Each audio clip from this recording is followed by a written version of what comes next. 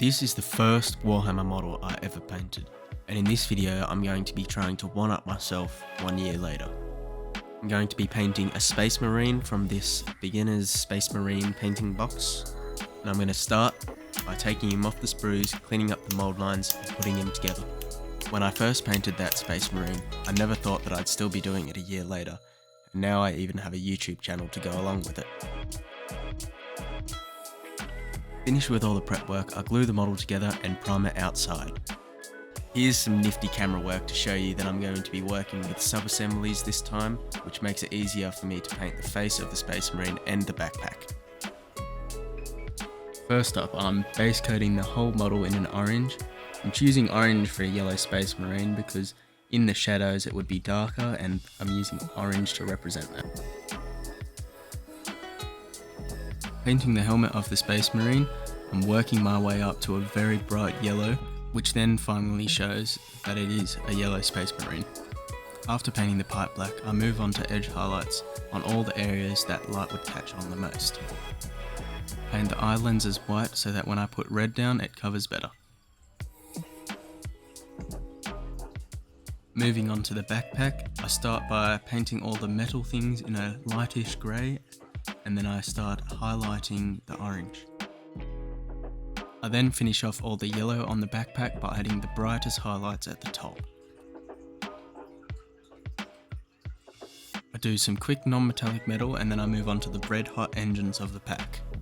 I go from red to yellow to white to simulate the heat. Moving on to the Space Marine body, I base coat all the parts that are black in black, and then I move on to the red wing chest thing. I start with a dark red and then I move my way up to a brighter orange on the very tips of each wing.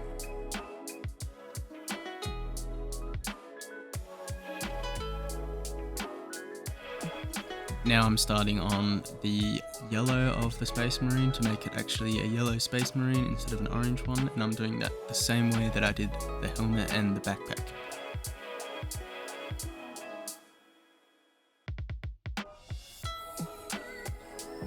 Paint the emblems on his shoulder pads in a light grey and then work my way up to white.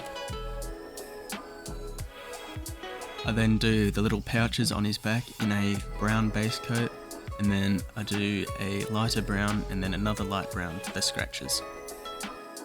I add edge highlights to the trims on the shoulder pads, and then I use Agrex Earthshade to darken all the recesses.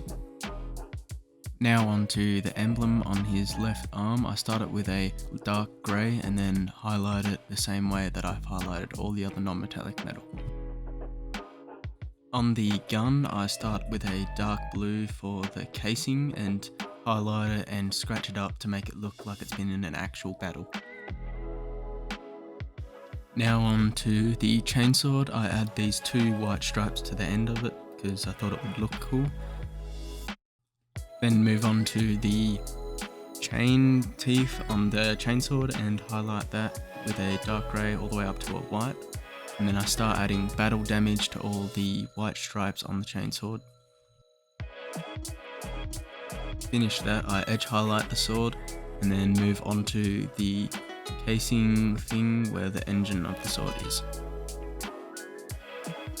Do the engine of the sword in the same non-metallic metal that I've been doing for the rest of the non-metallic metal on the model.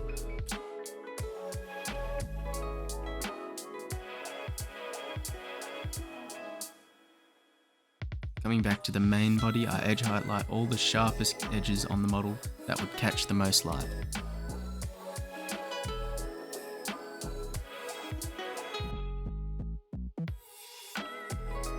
With the model now finished, it needs a base to stand on, and I'm going to be doing it with this cork bark that I'm going to be using as like a rocky outcrop. I cover the ground in the Citadel texture paste that came with the starter kit, and then sprinkle some more rocks on to give it a little bit of extra texture.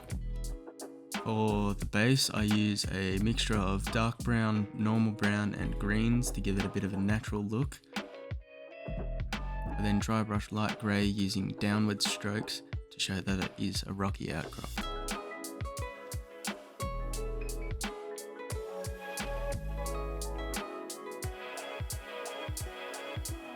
And then using a static grass applicator, I apply the grass, and I'm pretty sure it had a flat battery because none of it stuck up, and then I had to manually do it with my fingers.